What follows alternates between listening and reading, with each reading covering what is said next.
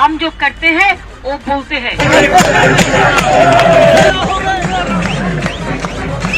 हमारा पार्टी का landslide victory इसी के लिए है, डॉटर ऑफ द सॉइल है।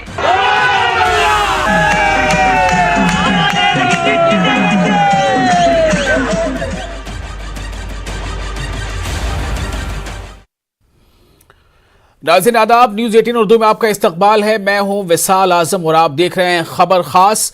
खबर खास में आज बात उस जीत की जिसकी चर्चा उतनी ज्यादा नहीं हो रही है शायद जितनी की होनी चाहिए, लेकिन हम इस पर चर्चा जरूर करेंगे और यह जानने की कोशिश करेंगे कि कोलकाता म्युनिसिपल कॉरपोरेशन की इस जीत का मतलब क्या है। क्या ममता बनर्जी को लगातार कौमी सियासत में अपना रोल अदा करने के लिए जिस तरह से वो आगे बढ़ने की कोशिश करती रही हैं, क्या इससे उन्हें एक और लंबी छलांग लगाने का मौका मिल गया है? क्या ममता बनर्जी की कौमी सियासत का ख्वाब जो है अब और ज्यादा बड़ा हो गया है और ज्यादा हकीकत के करीब हो गया है, या फिर यह महज खाम ख्याली है? जाहिर सी बात है जिस तरह से इस पर रिएक्शंस भी आने चाहिए नहीं आ पा रहे हैं, और हमने लेकिन कोशिश ये जानने की है कि कोलकाता म्युनिसिपल कॉरपोरेशन के 144 सीटों में से 134 सीटों पर ममता बनर्जी की जीत के माने क्या हैं? क्या बीजेपी जो अभी हालिया जो वहां असेंबली इंतखाबात हुए हैं, असेंबली इंतखाबात में अहम ऑपोजिशन जमात बनने वाली बीजेपी को इतना तगड़ा झटका क्यों लगा है और क्यों वोट शेयर बढ़ता हुआ बाया महाज का इसमें नजर आ रहा है? इन तमाम चीजों के माने मतलब क्या हैं, अगले आधे घंटे इसी पर बातचीत। हम आसमान में काम करने का तरीका नहीं बताते हैं, हम जो करते हैं वो बोलते हैं। हमारा पार्टी का लैंडस्लाइड विक्ट्री इसी के लिए है, डॉटर ऑफ द सॉइल है।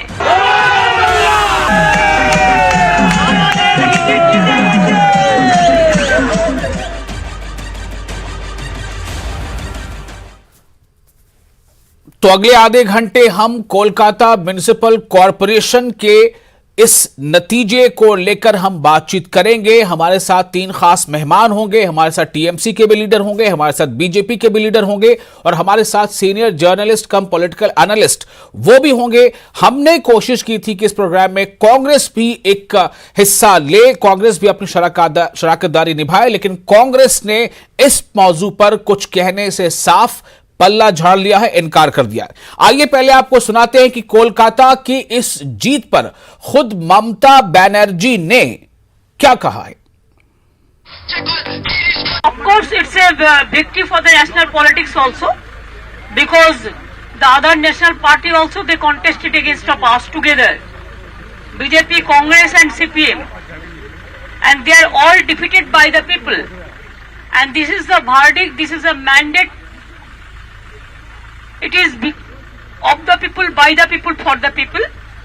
And so, I think this mandate will help us to work for development, to work for people. हमारा पार्टी का लैंडस्लाइड विक्ट्री इसी के लिए है कि हम सन ऑफ द सॉइल है, डॉटर ऑफ द सॉइल है।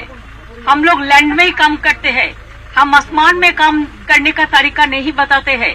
हम जो करते हैं वो बोलते हैं।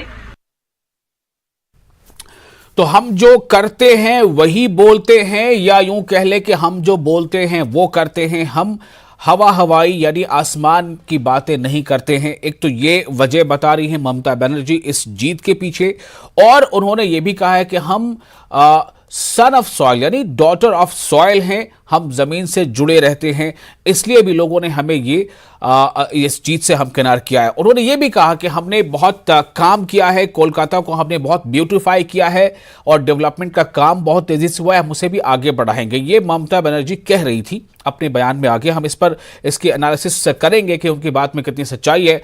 एक बार आपको हम ये भी सुनाना चाहेंगे कि इस जीत पर कोलकाता की आवाम और खासतौर से जो जिन्होंने उनको वोट दिया है, चाहे वो उस पार्टी से जुड़े हों या ना हो, उन पार्टी के हिमायती हों, उनका क्या कहना था, जरा सुनिए।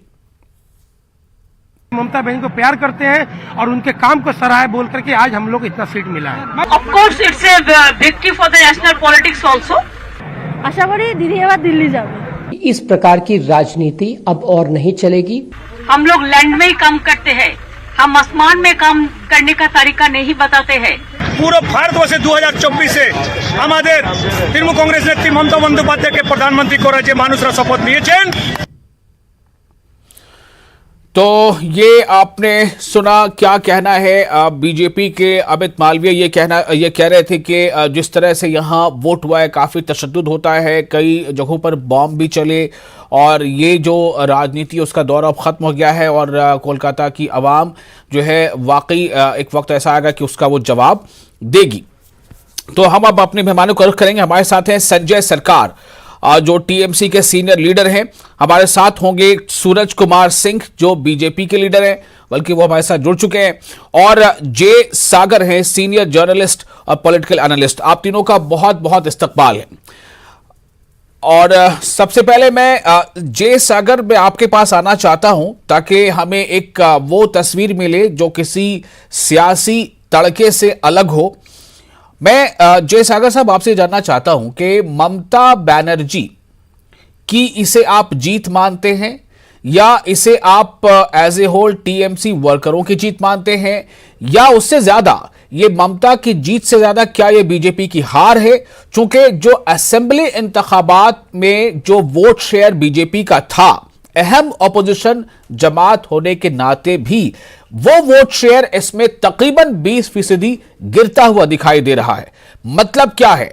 बाया बाजू जमातों के वोट शेयर में उछाल नजर आ रहा है। जय सागर साहब।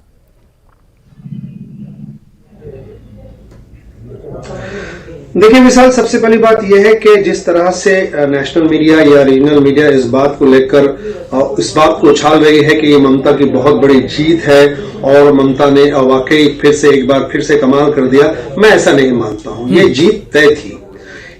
असेंबली इलेक्शन के बाद कोलकाता म्युनिसिपल कॉर्पोरेशन की जीत तय थी।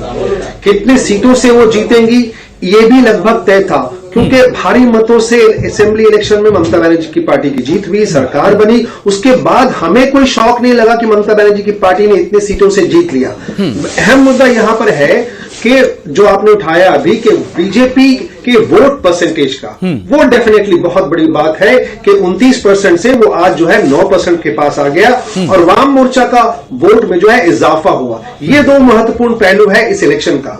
अब सवाल ये उठता है कि क्या ये जी उसके सर, जिसके पास ताकत होती है, जिसके पास पावर, जिसकी लाठी उसके सर, जिसके पास ताकत होती है, जिसके पास पावर होती है, अमूमन लोग जो है उसी तरह भागते हैं। तो जबकि यहाँ पे के जो बीजेपी के वोटर्स थे, जिनको लगा था कि बीजेपी आने वाली है, जब उनको लगा कि बीजेपी अब नहीं आ रही है, 5 साल तक उनका कोई जगह नहीं है, तो जाहिर है वहां से एक अच्छा खासा परसेंटेज वोट जो है वो इस तरफ आ गया है और वो कमा है। और उसमें फायदा टीएमसी को भी हुआ है, उसका फायदा लेफ्ट को भी हुआ है, उसका फायदा कांग्रेस को भी होना चाहिए था, लेकिन कांग्रेस को बदकिस्मती से नहीं हुआ। चलिए, ये एक बहुत ही क्लियर कट एक इसका पर्सपेक्टिव है। जहां पर अब मैं सीधे इस पे रुख करूंगा। हमारे साथ जो बीजेपी के मेहमान हैं उनका भी वो हमारे साथ जुड़ चुके हैं, और साथ ही संजय सरकार जो टीएमसी के तर्जुमान हैं। बीजेपी से हमारे साथ सूरज कुमार सिंह है। सूरज जी, एक बड़ा सवाल इसको लेकर खड़ा हो रहा है कि असेंबली इलेक्शन के बाद ये कोलकाता म्युनिसिपल कॉर्पोरेशन के चुनाव आते आते बीजेपी का जो वोट शेयर था असेंबली इलेक्शन में, उसमें इतनी बड़ी कमी की वजह क्या है? बहुत बहुत धन्यवाद जी आपको और आपके चैनल को और सब लोगों को, बंगाल के लोगों को। आज एक विरोधी राजनीति करने के बावजूद एक संस्कार के अनुसार जी हम लोग इसके पहले भी चुनाव में हम लोगों ने डिबेट में बैठा है जी। हमने देखा है कि विरोधी जो हार जाते हैं या फिर जो नहीं सक्सेस होते हैं वो लोग भी बधाई देते हैं। लेकिन आज मैं तृणमूल कांग्रेस के प्रवक्ता है कि नहीं मुझे नहीं पता, लेकिन मैं बधाई देना नहीं सुन रहे हैं आपको जी जी। तो मैं संजय जी को बधाई नहीं देना चाहूंगा। बधाई नहीं देने का कारण है क्योंकि 19 तारीख को जो चुनाव हुआ है वो चुनाव नहीं था। बंगाल के लोगों ने देखा है, कलकत्ता के लोगों ने देखा है कि सड़कों पर किस प्रकार से गुंडे घूम रहे थे, पुलिस उनको रोक नहीं रही थी। विरोधी राजनीति करने वाले, चाहे सीपीएम हो, चाहे कांग्रेस हो या भाजपा हो, सभी राजनीतिक दलों के कार्यकर्ताओं को, एजेंटों को मारा गया, उनको निकाल कर बाहर कर दिया गया। मतलब जी खोल के छप्पा वोटिंग हुआ है और इस वोट का परसेंटेज जो है ये आधे से ज्यादा तो इनका वोट कैप्चरिंग करके इन्होंने वोट किया है, इनके कार्यकर्ताओं ने किया है। साधारण लोगों ने, कलकत्ता के लोगों में इतनी ज्यादा कमी आज से पहले नहीं देखी गई है वोट देते वक्त में। कहीं भी आप पोलिंग स्टेशन में कहीं भी लाइन नहीं थी, भीड़ नहीं थी, कहीं भी किसी भी इलाके में उत्साह नहीं देखा गया वोटर्स में। तो ये जो चुनाव है, इस चुनाव के ऊपर मैं क्या प्रतिक्रिया दूं? ये चुनाव एक तरह से एक मसल्स पावर का और सरकारी तंत्र का, प्रशासन का एक इस्तेमाल किया गया है तृणमूल के द्वारा, जिसका एक उदाहरण है। और इसके ऊपर में हम लोग कोई चर्चा तो करने के लिए मैं हूं, लेकिन मैं इस चुनाव का विश्लेषण करने के लिए मैं नहीं करना चाहूंगा और इसके आधार पर कोई प्रतिक्रिया नहीं देना चाहूंगा। और हमारी वोट परसेंटेज कितनी गिरी है, कितनी बड़ी है, इस चुनाव से इसका कोई भी फर्क नहीं पड़ता, क्योंकि ये किसी के भी वोट शेयर का अप एंड डाउन का एक पैमाना नहीं हो सकता, क्योंकि ये चुनाव था ही नहीं, ये पूरी तरह से एक लूट था। तो क्या बीजेपी ने इन सब तमाम जो गलत चीजें हुई हैं, जैसा कि आप बता रहे हैं, उसके खिलाफ कहीं कोई शिकायत दर्ज कराई है? कितनी शिकायतें दर्ज कराई हैं? बिल्कुल, आप हाई कोर्ट में हमारा मामला दायर हुआ है, कल उसकी सुनवाई है। हमारे 16 नंबर वार्ड के कांग्रेस के जो कैंडिडेट हैं उनको मारा पीटा गया, उन्होंने भी, कांग्रेस भी गई है हाई कोर्ट में। कल उसकी सुनवाई होगी, आप लोगों के सामने आएगी सारी घटनाएं। हमने कॉर्पोरेशन चुनाव में जो हुआ है, सभी चीजों की शिकायत पुलिस को की, थाने में कंप्लेंट भी बहुत जगह पे किए गए हैं, हाई कोर्ट में भी हमने मामला किया है। लेकिन ये एक अजीब सी एक सिचुएशन है जहां पर खुद कैंडिडेट्स को मारा जा रहा है पुलिस के सामने। ठीक है, संजय सरकार हमारे साथ है, टीएमसी के लीडर है, सीनियर लीडर। संजय, मैं आपके पास आ रहा हूं। मैं आपको मुबारकबाद तो दूं या ना दूं आप, लेकिन मुबारकबाद के लायक आपकी पार्टी का जो नंबर आया है, फिगर्स जो आए हैं वो जरूर हैं, लेकिन इस पर सवाल खड़े कर रही है बीजेपी। बीजेपी का कहना है कि जबरदस्त तरह से धांधली हुई। शुक्रिया आप सभी को। 999 चूहा खा के बिल्ली चली हज में। 999 चूहा खा के बिल्ली चली हज में। त्रिपुरा में क्या हुआ इनको मालूम नहीं है। दिलीप घोष बोला बंगाल में इतना अच्छा इलेक्शन बंगाल में कभी देखा ही नहीं है। और किसने बोला है? जनता आम जो दिलीप घोष बोला है, दिलीप घोष ने बोला था ऐसा। दिलीप, हम आपको क्लिप भेज देते हैं। इस बार चुनाव बहुत शांतिपूर्ण हुआ है और हर जगह जो चुनाव हुआ है बहुत अच्छे तरह से, कोई भी कहीं भी गुंडागर्दी मावाली के बात है ही नहीं है। एक्चुअल में क्या है ना, राजनीतिक जो है ना एक गणित होता है, बूथ वाइज गणित होता है। मैंने आपको बताया था बंगाल असेंबली चुनाव को पहले से, मेरे यहां पर क्या है 78,903 बूथ है बंगाल में। हम हर बूथ में मेरे 10-10 कार्यकर्ता रहता है, वो 10 कार्यकर्ता और 10 कार्यकर्ता को मॉनिटरिंग करते हैं। टोटल मेरे पास 78,900 कार्यकर्ता रहता है। अब फिर आपको 7 लाख कार्यकर्ता, 1,13,000 कार्यकर्ता वो बूथ को मैनेज करते हैं। ठीक है, अगर आपको कहीं भी संगठन नहीं है, कुछ नहीं है, जनता के पास आपको जाने का औकात नहीं है, आपके पास 2 आदमी नहीं है, 3 आदमी नहीं है रैली करने के लिए, अब हवा में चुनाव करेंगे, 1,000 करोड़ दे देंगे, 20,000 करोड़ दे देंगे, 40,000 कितना चाहिए बोलिए मोदी जी के। ये जुमलापना करते हुए ये वोट नहीं होता है। हमने क्या करता, मेरे मुख्यमंत्री बोलती है आपको कहीं सरकार के दफ्तर में जाने की जरूरत नहीं, सरकार आपको घर में आके पहुंचेंगे। हम जो घर में आदमी को राशन घर में पहुंचाते हैं, बच्ची को पढ़ाई के लिए स्टाइपेंड जो 800 रुपया करके क्लास 5 से लेकर 12 क्लास तक हम लोग देते हैं, और जब उसको 19 साल हो जाता है 25,000 इकट्ठा घर में पहुंचाते हैं, चाहे लड़का हो लड़की हो। ठीक है, minority finance commission, ST finance commission, OBC finance commission इसलिए बनाया जो मेरा जो मेरिट स्टूडेंट है उसको कहीं कमी नहीं हो। 10 लाख रुपए का क्रेडिट कि किसान स्टूडेंट क्रेडिट कार्ड दे गया है, किसान क्रेडिट कार्ड दे गया है, किसान क्रेडिट कार्ड 5 लाख रुपए तक दे गया, किसान बीमा दे गया 5 लाख रुपए तक, मजदूर को बीमा दे गया है, मजदूर को स्वास्थ्य साथी हेल्थ कार्ड 5 लाख रुपए तक दे गया था। दिया तो बीजेपी क्या ने दिया है। आप ये कहना चाह रहे हैं कि ये वो तमाम चीजें हैं, ये वो स्कीम्स हैं जिनसे खुश होकर लोगों ने ममता बनर्जी की पार्टी टीएमसी को केएमसी चुनाव में जिताया है? सूरज कुछ कहना चाहते हैं? सूरज कुमार सिंह बीजेपी के लीडर हैं हमारे साथ। सूरज बोलिए। देखिए संजय जी के पहले बात, मैं बीच में उनको टोकना नहीं चाह रहा था, मैं उनकी बात को कंप्लीट होने दे रहा था। ये तो अच्छी बात है, ये हमारे डिबेट का भी यही उसूल है जी। हाँ, पहले नंबर बात कि इन्होंने जो दिलीप घोष के बारे में कहा, एक तरह से मैं इसका पूरा खंडन करता हूं, ये पूरी गलत बात है। दूसरी बात ये कि जिस प्रकार से इन्होंने कहा कि बूथों में इनके कार्यकर्ता 10-10 लोग इनके यहाँ पे सारे बूथों में लोग थे। देखिए, सत्ता जिसके पास होती है और सत्ता में जो रहते हैं उनके पास जरूर मसल्स पावर ज्यादा होते हैं, लोग उनके संग ज्यादा होते हैं, लेकिन ये इनको जवाब देना पड़ेगा कि क्या जो चुनाव के दिन जो हमारे बिल्कुल, मैं आ रहा हूं, बारी बारी सबके पास आ रहा हूं जी। बैठे थे, हमने जितनी भी शक्ति लेकर हम जहां जहां बैठे थे, क्यों आखिर अगर हम इतने ही कमजोर थे तो आखिर आपको गुंडागर्दी करने की नौबत क्यों आई? क्यों आप लोगों ने हमारे कार्यकर्ताओं को पीटा? क्यों आपने हमारे कैंडिडेट्स को मारा? क्यों हमारी एक कैंडिडेट जो ठीक है, संजय सरकार आप कुछ कहना चाह रहे हैं, जवाब दीजिए जल्दी से, टाइम कम रहता है। क्यों उनके संग में इस तरह का व्यवहार किया गया? मेरे भाई को बताता है। और जिस तरह से संजय सरकार जो गिना रहे थे असेंबली साथी और बाकी सब मजाक बना के रह गया है। यहाँ पे किसी को भी किसी भी तरह का कोई लाभ नहीं मिल रहा है। यहाँ पर किसी भी तरह से एक दिखाने की कोशिश है। एक नंबर चीज आप देखिए कि हमारे राज्य केंद्र की तरफ से जो भी हमारा जो स्कीम आता है उसको कॉपी करके। सूरज कुमार जी, सूरज जी थोड़ा ठहर जाइए, बारी बारी से। जी संजय सरकार बोलिए। नहीं, एक मिनट सागर साहब आप रुकेंगे अभी जी। संजय सरकार बोलिए। असेंबली इलेक्शन में दक्षिण 24 परगना में 12,300 बूथ था, जहां पर 3,600 बूथ में Bharatiya Janata party assembly election में जो सेंट्रल फोर्स इलेक्शन हो 2 अनक्रॉस नहीं कर पाया, मतलब 10 वोटों भी नहीं मिला था। तो हम गुंडागर्दी किया है। जनता आपको 10 वोट नहीं दिया बूथ में, उसको जिम्मेवारी मेरा नहीं है, ये जिम्मेवारी आपका है। आपको झुकलापन है।